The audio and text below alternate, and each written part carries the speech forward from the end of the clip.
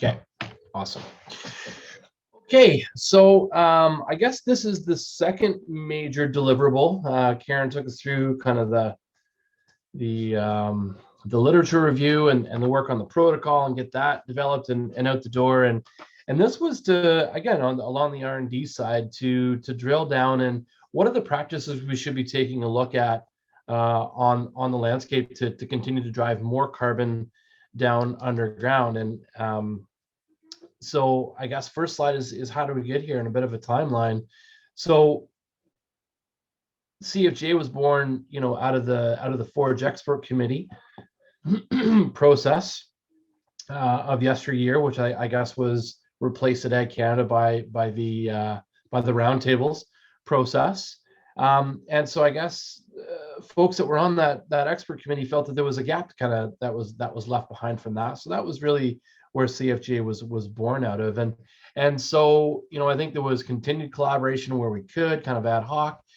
And at our AGM in Winnipeg, we brought folks together for what we call National Forage Industry Coordination and Planning Forum. Lots of word salad there, but remember Janice Bruto was with us today from BCRC, was with us at that meeting in Winnipeg. And, so we gave folks from across the country a chance to highlight the things that they were doing in province or nationally, and just try to create a bit of a collaboration environment that we could kind of pull the forage industry forward. And I believe at that time, I don't think Bill Houston is with us, but Bill has been with us at these meetings, and I believe at that time that Ag Canada was making a reinvestment back into the forage sector. So there was new researchers that were coming on. So that was a great chance to onboard them as well. But we really started this BMP process the year after in Guelph in 2017, and we called it the industry coordination meeting. And if you'll recall, we walked through some of the producer engagement goals that we had as an industry, some of the challenges that we had with seeing change management on the landscape, and we went through and did a high-level overview of what are the best management practices that we really need to be advancing as a whole. And when we set the stage for when we got together in Calgary in 2018, and I remember I kind of facilitated, and there was a lot of good back and forth. We were all packed into that small room, but we went through these BMPs one by one, and we ranked them and determined which ones should be in this ultimate guide, what served the best opportunity to increase soil carbon sequestration. Then in Moncton, the work was ongoing, which we'll talk about in a moment, but brought that technical working group together. We were talking again about the Agri Assurance project that we have now that Karen had chatted about. We talked about, building a network of collaboration around the soil carbon research theme. How do we continue to work together to build these, regional outreach centers, whether it be centers of excellence or just, R&D centers across the country? And how do we integrate good science into that R&D opportunity so that we're getting both extension with the grower and that KTT outcome while serving, the needs to get better science and build these databases. So that was Moncton 2019. That was the last time we were together. And so this year, the 2020 conference went online. Many of you joined us for that. And I think we had a great event despite not being able to get together, and certainly missed everybody and that camaraderie that we always enjoy when we do come together. And that brings us to here, to the wrap-up meeting where we're presenting the final document. So forward out of that Calgary workshop, Bill Thomas, most of you remember Bill from his many years at Nova Scotia Department of Agriculture as the forage specialist.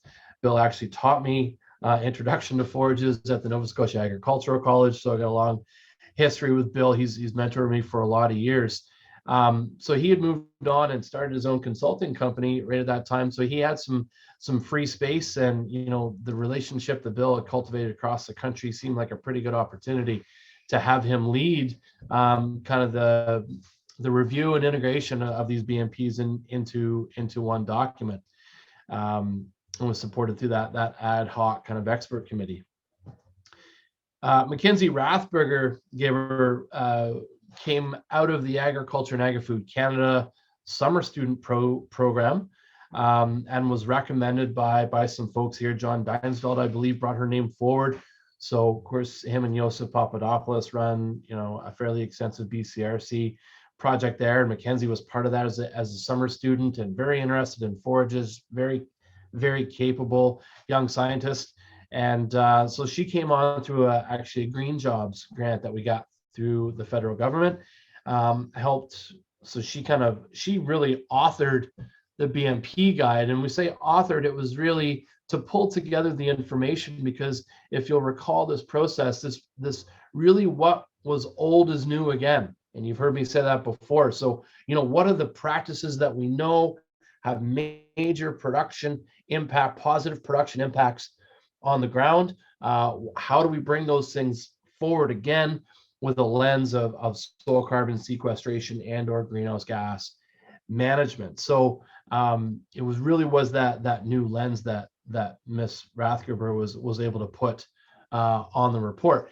And really pleased to let you know that initial work really engaged her in a passion for forages and grassland management. And so she went on to enter graduate studies in a master's program with Dr. Alan Ferdine at Dalhousie University Agricultural Campus. So really pleased that we were able to facilitate that at the same time as developing this very comprehensive BMP manual.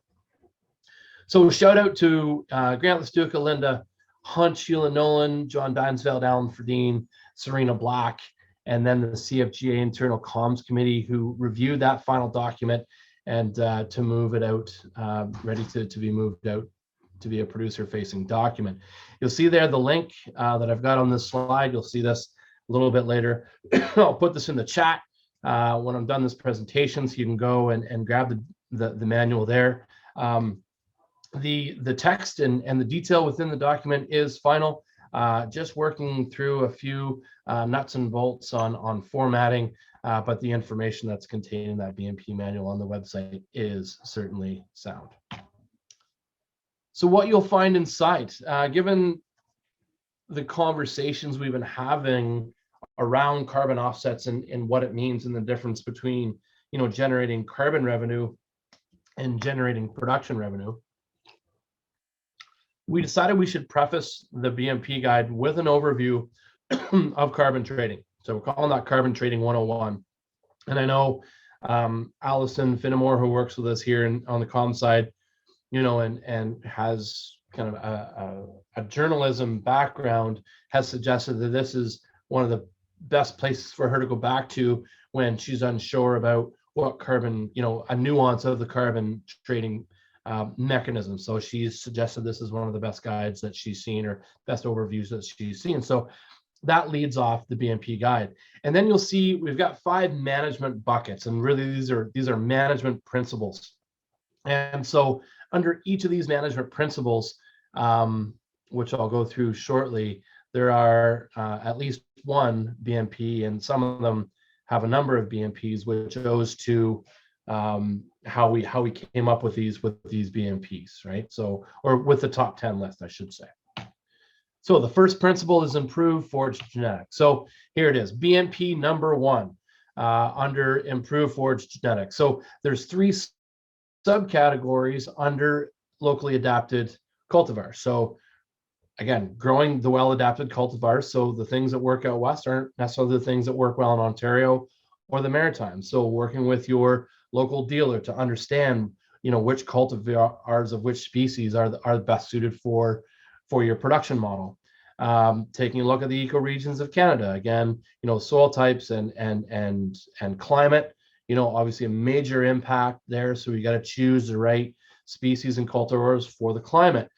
And then the last one is the highly digestible species and cultivars. And we're seeing more and more of this, companies breeding for, not just fiber productivity and yield and say protein possibly, but the actual digestibility of the fiber. And so that ended up on our list here, something to look at. especially, thinking about our beef and dairy partners. They're always looking for that digestible fiber in the ration. So if we can choose the cultivars that deliver that, and we get performance on the landscape from a forage production perspective, we've got it all covered. So BMP number 2, again, we've got 2 BMPs under this first management bucket, and that's purpose-built mixtures. And this is something that Bill and I, often go back and forth around. Are we looking at a 50-50 legume grass mix? What purpose are we trying to achieve here? Is it land reclamation out west for dealing with salinity? Are we looking for something that's going to flower throughout the season for pollination? And what about the natives? What about those native crops out west, either for pasture or hayland? So what is I guess this is where Bill's going with this. What is the goal of the mixture? And work again with your seed supplier to make sure that you're getting that goal. So moving into management principle number 2. So under this one, we have a number of BMPs. Number 3, intensify that grazing system. We've been talking about this, as a James Carpenter, I believe, wrote this down in 1777. And most of you have heard me use that date before. But, rotational grazing, strip grazing, four-creep grazing, mob grazing, different models all around intensifying the grazing system. So I think Bill and Mackenzie did a really good job here of capturing the nuance of how, grazing systems can be deployed from your very basic to your most very advanced. And so each one of those kind of models is described in some detail. BMP number 4, again, we hear this a lot, again, from our friends at BCRC about extending that grazing season, the importance of keeping animals on the landscape and out of that stored forage pile for as long as possible to make sure that we're exacting as much profitability out of the beef enterprise as we can. So you got your stockpile there. We know used extensively out west. Bale grazing also out west. We're seeing more of that here in the east. Swath grazing, again, something more for that semi-arid and arid type climate, but still very applicable in those dry climates. Number 5, so adaptive management grazing systems. So that's where your adaptive multi-paddock grazing, and note, because of the management intensity of this BMP, it gets its own category. And I was glad to see this, that Bill had put this in. I think this goes to some of the great work being done with ranching for profit and some of the holistic management type systems. Really encapsulates that whole systems-based approach to planning out your grazing. So obviously working at a very high management intensity level.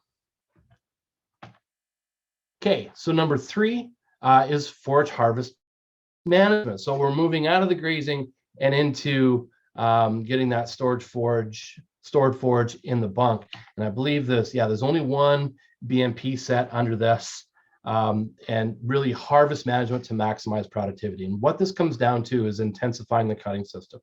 And I know we see that a lot here in the Maritimes and other places. We see it across the country.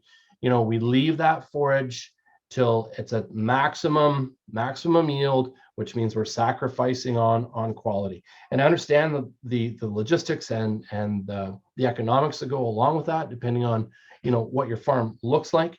But what we're suggesting here is the more intensively we can manage, the more biomass we're going to produce above ground, and the more biomass we're going to produce below ground. And certainly moving, from a 2-cut to a 3-cut system, we do see an additional bump in yield as long as management goes along with it. We do typically see a bump in quality as well, which again goes back to lower enteric fermentation emissions in theory. So that was where that BMP fit in. So now we're into bucket number 4.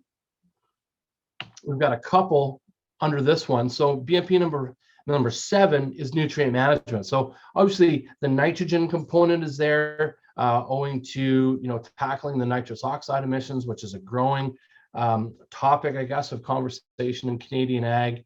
So then you're really into optimized soil fertility and enhanced fertilizer efficiency. These all kind of point into that 4R nutrient management program. as a whole. And then you've got the organic amendments, which also does, because it's a source within 4R, but that's really around how do we use composts and manures and other additives, soil additives that we're hearing about for soil health that deliver soil health benefits. So that's the nutrient management bucket. The last one here is taking a systems-based approach. So really not a catch-all, certainly, but looking at the forage additives to make sure that the product that we're putting on the ground and picking up with the baler or the forage harvester is going into the bunk in the right condition to ferment right. So it went in right, it's got to come back out right. So what are the additives that we can add to that to preserve that pile and make sure we're getting that proper feed out? What are the supplement opportunities that we're seeing? I saw an article just this week about renewed interest in seaweed supplements to challenge the enteric methane emissions from our beef and dairy sector. Reduce forage stand duration, right? So moving from maybe an 8-year alfalfa brome stand into a 4 or 5, right? Maintaining more productive years with more productive alfalfa in the system. So we're getting that better digestibility, we're getting that higher protein level, right? So that's the duration piece. Then, of course, east of Manitoba, we all deal with acidic parent materials. So we're always challenged with balancing the soil pH. And I'm laboring on this a little bit because this is something I find myself talking about every time I talk about forage management or soil management. It comes back to pH. And the West certainly is blessed with those calcareous parent materials and not having to deal with low pH soils. It is a major challenge. So the last one is advanced cropping systems. So this is where your no-till systems, your cover cropping systems start to come in. We're looking at, that double cropping opportunities, like integration of winter cereals in the system, and what does that mean with integrating perennial forages in or annual forages, right? And let's not forget some of the comments I made earlier about reintegrating the annual and perennial cropping system and reintegrating the livestock and the grain production system. This all goes towards diversifying that crop rotation, which we're seeing. Again, you don't open a trade publication these days and hear about soil health and the value of a diversified cropping system, including cover crops. And the last one here, the no-till seeding. Often, when I see this one, I'm often reminded of, folks out here that are no-till corn silage into a terminated stand of, alfalfa, red clover, timothy, and a meadow fescue, right? So the opportunity on a dairy or beef operation out here to harvest forage, to no-till corn, to graze aftermath, to integrate annuals, all within a no-till system and keep all that carbon locked in. It's there. It's very real. We have the technology. We know the know-how. And then the last one here, I guess, is summer fallow transition to seeded grass. And I think we should probably take a look at this language, but I think what we're looking at here is, transition of those low productivity annual crop acres into permanent cover and get that grass back on that landscape where it really should be. 1 minute left, right on track. So where to from here? So again, I want to throw a shout out to Maxime, Dr. Maxime Leduc and Christine O'Reilly, who are co-chairs of the CFGA Research and Extension Committee. They have over the last couple months put a fair amount of effort into bringing that kind of back to life and breeding getting some new breath into that and having some really strategic conversations about where we take forage research and R&D, I guess, at the CFGA level forward, and how do we work with our national industry partners and our provincial partners to see that through, and that would be both at the university and agriculture and agri-food Canada levels. We do have some new projects in the hopper. Maxime has led a couple very innovative projects that are going to be looking at alfalfa winter kill and survivability and using some remote sensing to move it through. We're going to hear about the soil carbon roadmap from Dr. Brian McConkey after the break. But I think that really lays down a solid framework for us to continue to, again, drill down and really understand, maybe some of these BMPs, how they apply and what their impact is on soil carbon. But maybe there's others out there that we've missed that we need to bring into the fold and make sure that they're being assessed as well. And the last two I'll leave there. Lots of funding being announced out of Ottawa. Lots of focus on nature-based climate solutions, forage and grasslands, and grazing ruminants, and good solid diversified rotations, including perennials, are front and center in all of those initiatives. So I think the future is very bright for forages on the landscape. I guess I'll leave you with the challenges for us to figure out how to continue to work effectively together, because I do believe the work that needs to be done far outstrips the resources available. And so if we can get all hands on deck, I think we can make some good things happen. So